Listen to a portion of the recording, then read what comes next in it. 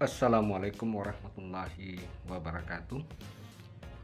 Selamat berjumpa kembali dalam ruang pembelajaran fisika. Kali ini kita akan masuk ke pembahasan mengenai gaya Lorentz. Jadi gaya Lorentz ini berkaitan tentang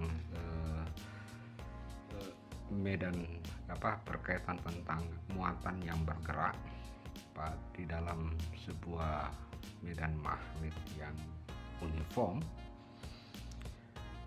Akibatnya pada muatan itu akan muncul gaya yang kita sebut dengan gaya Lorentz. Jadi dengan demikian saya bisa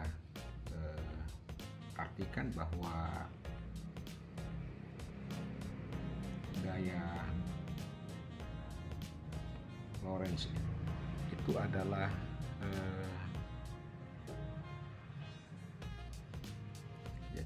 gaya yang dialami oleh muatan. Jadi katakanlah muatannya adalah Q. Jadi yang dialami oleh muatan yang bergerak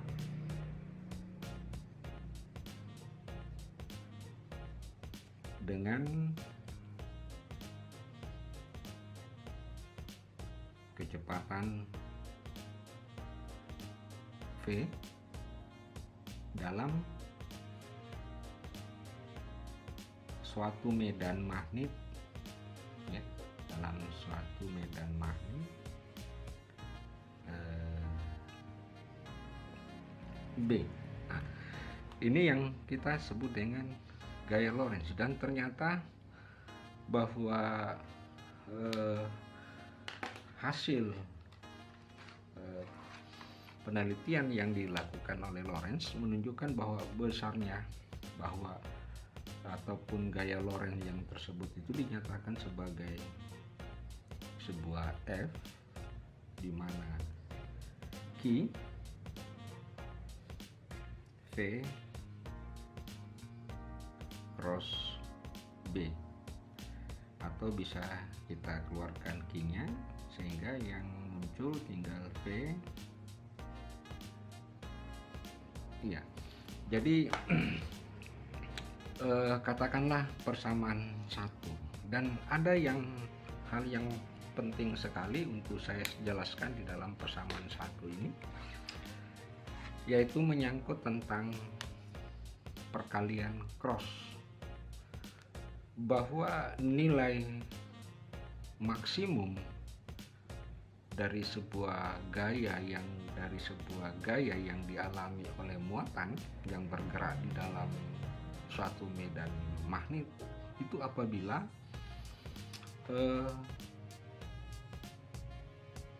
F, jadi F harus tegak lurus dengan arah kecepatan dan tegak lurus dengan arah B. Artinya apa? F tegak lurus dengan V dan tegak lurus dengan B. Demikian pula halnya sebaliknya, bahwa V harus tegak lurus dengan B. Nah, sehingga secara vektor kita bisa lukiskan seperti berikut. Misalkan saya coba menggunakan sistem koordinat Cartesian. Katakan ini adalah sumbu Z, kemudian yang di sini kita sebutnya sebagai sumbu X, dan katakanlah di sini saya tarik garis, ini adalah sumbu Y. Jadi ini sumbu X, ini sumbu Y, ini sumbu Z. Nah, sumbu ini saling tegak lurus satu sama lain, ya. Nah, dalam kaitannya dengan persamaan satu tersebut, misalkan kita mencoba mengatakan bahwa ada sebuah medan magnet arahnya ke sumbu, katakanlah sebuah medan magnet, katakanlah V ya, sebuah muatan yang bergerak dalam arah sumbu X. Jadi katakanlah gini. Nah, ini ada sebuah muatan yang bergerak, saya tulisnya QV ya, bergerak dalam arah sumbu X. Nah, dan ternyata arah medannya itu adalah tidak tegak lurus dengan sumbu V. Nah, ini yang kita sedang sebut katakanlah arah medan. Nah, dia membentuk sudut theta.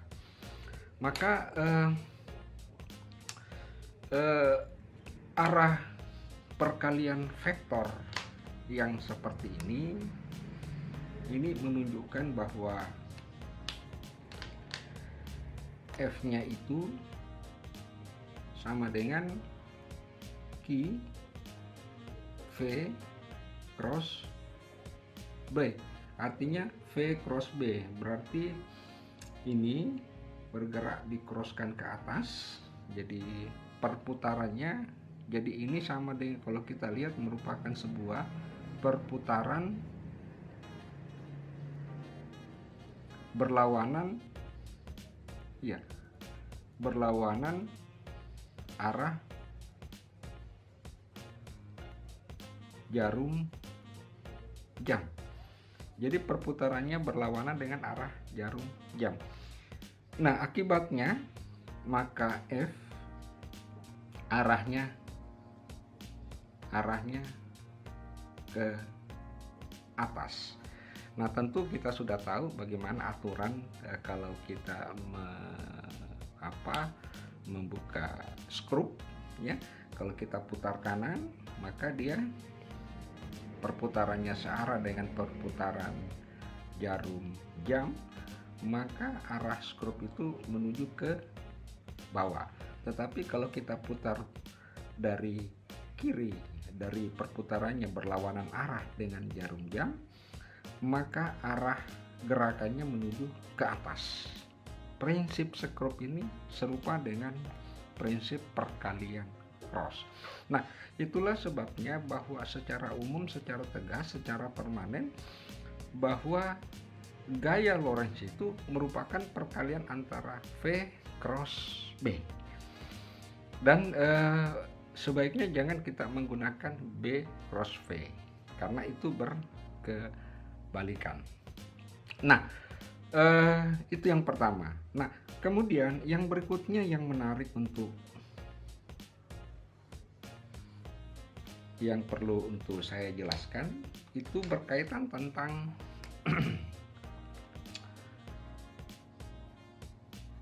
V cross B ini berarti ada sudut. Kalau misalkan arah kecepatannya tidak membentuk sudut, ya, tidak membentuk sudut 90 atau tidak tegak lurus, tetapi dia membentuk sudut sembarang, maka V cross B itu V cross itu membentuk sebuah sudut theta, di mana sudut theta ini adalah sudut yang diapit oleh V. Jadi sudut yang diapit oleh V dan B. Sehingga untuk kasus gambar 1, katakanlah saya tulis ini gambar 1, maka khusus untuk gambar 1, untuk kasus gambar 1,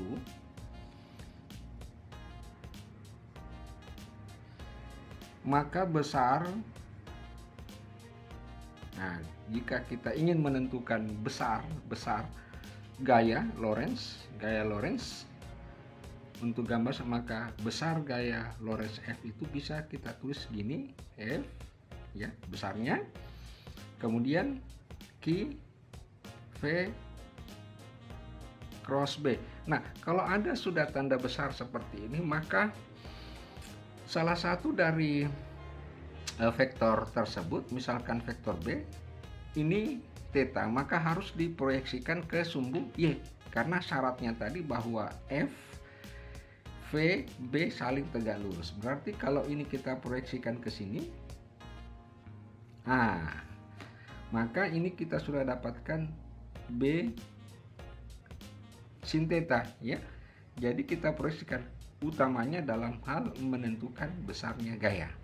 Berarti V cross B itu sudah harus ditentukan, diproyeksikan ke sumbu Y. Maka kita dapatkan Q, V, B sin theta persamaan 2. Namun demikian perlu hati-hati di dalam penetapan sudut apit ini, karena biasanya di dalam soal itu tidak dijelaskan sudut apitnya dari mana. Jadi misalkan saya kasih contoh,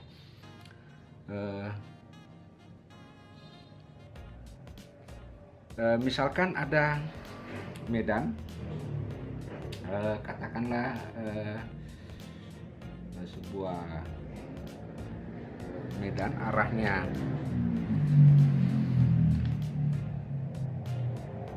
ya, misalkan ini ada sebuah medan arah B gitu ya.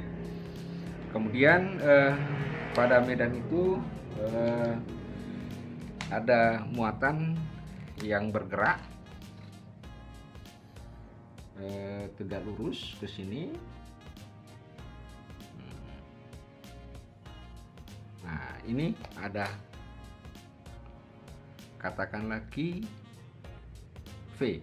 Dan ternyata di dalam soal itu tidak dinyatakan bahwa ini adalah sudut beta. Nah, bagaimana kita ingin menentukan besar daripada gaya? Padahal kan di dalam konteks ini yang kita tahu bahwa sudut yang dimaksud dalam hal ini adalah sudut yang diapit antara V dan B. Nah, oleh karena itu tidak apa-apa kita buat semacam rumus. Ini F sama dengan Q, V, B sin theta. Tetapi ingat, theta yang kita maksud itu adalah yang di sini. Nah, karena di dalam soal dinyatakan adalah beta, maka ini bisa kita tulis menjadi QVB sin. Karena tetanya di sini yang ditentu, berarti theta itu tak lain adalah 180 kurang beta ya. Oke, 180 kurang beta, sehingga kita dapatkan Q VB sama dengan ini saya uraikan dulu, sin 180 cos beta kurangnya cos 180 sin beta. Nah, cos 180 sama dengan min 1, sedangkan sin 180 sama dengan 0, sehingga yang tersisa menjadi QVB sin beta. Oke, karena cos 180 adalah min. Nah, ini yang harus kita maknai. Jadi sekali lagi saya ingin jelaskan bahwa persoalan sudut apit yang antara V dan B secara teori itu adalah ini. Tetapi kadangkala di dalam soal-soal seringkali soal itu tidak menyatakan bahwa sudut yang dibentuk antara B dan V adalah theta, tetapi hanya dinyatakan bahwa sudut yang dibentuknya itu adalah beta yang seperti ini. Sehingga hal yang seperti ini kita masih perlu mentransfernya sesuai dengan persamaan yang kita dapatkan. Baik, saudara-saudara sekalian, barangkali ini adalah sebuah penjelasan singkat tentang mengenai bagaimana menggunakan perkalian-perkalian cross di dalam menyelesaikan persoalan-persoalan gaya Lorentz. Namun demikian, ada beberapa hal yang ingin saya sampaikan juga. Tetapi apabila, jadi saya buat sedikit, apabila V-nya itu dinyatakan sebagai katakanlah I Vx tambah J Vy ya, tambah K Vz dan B sama dengan I Bx tambah J